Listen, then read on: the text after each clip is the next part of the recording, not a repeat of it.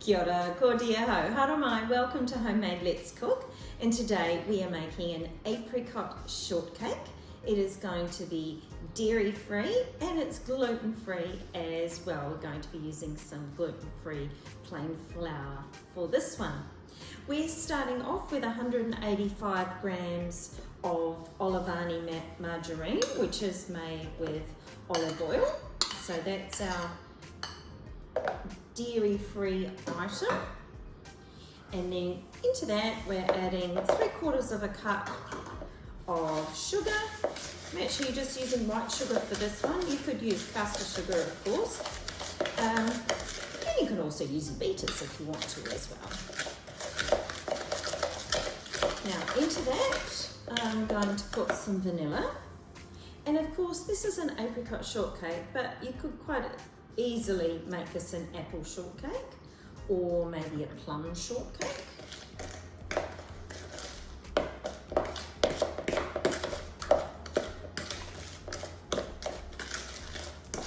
And you'll actually see that I'm using the apricots that come in a can for this one.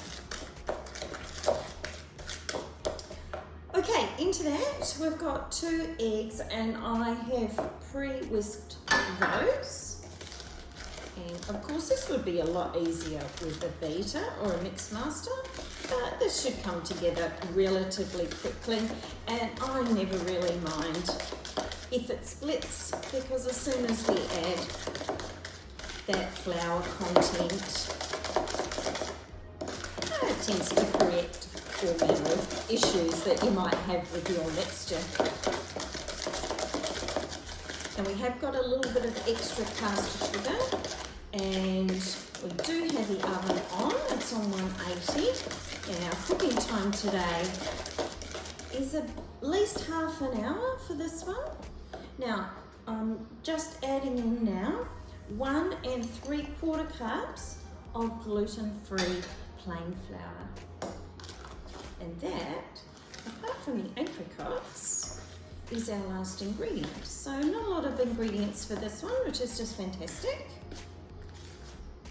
So the tin I am using today is slightly smaller than I would normally use. It measures 27 centimetres by about 16 centimetres.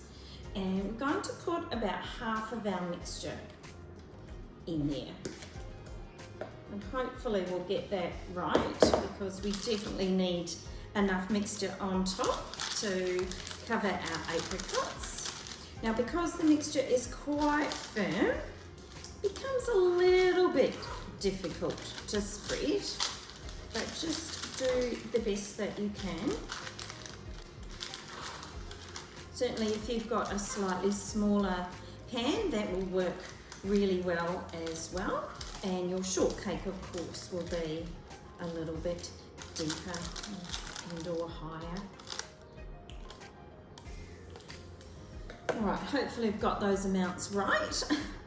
So now I'm just going to place in our apricot. Now out from the tin, these are apricot halves, and I have diced these a little bit. But it also probably wouldn't matter if you kept it whole. And of course I've drained the juice off because we don't want any of the juice in there. And this will make quite a thick layer of fruit. And as I say, you could use your apple as well. If you do use apple, you might want to sprinkle that with some cinnamon and maybe some mixed spice. And I'm going to use just a little bit of sugar and sprinkle that over the top. And you would do the same if you were using apple or plum as well. All right, so now is possibly the trickiest part, and that is putting the top layer on. And I might get a knife out to help me, with this. But I'm not going to hold you up while I spread this over the top. So I'll just cut away for a moment and I'll see you back when this is covered. Okay, so that did take a while to get a relatively even coverage over the top, but if it's not perfect, that doesn't matter either. We're going to be covering it later on with some icing sugar anyway.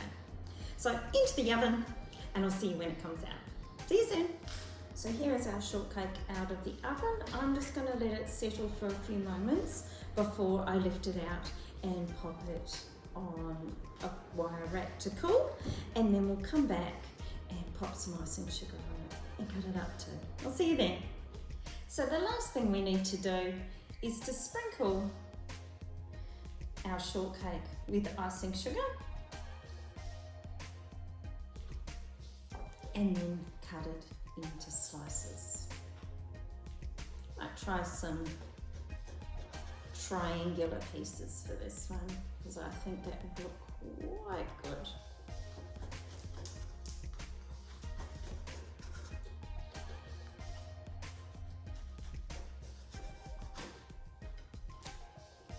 That will look very attractive on a plate for a dessert. Serve with cream or even yogurt, or maybe even ice cream if you prefer.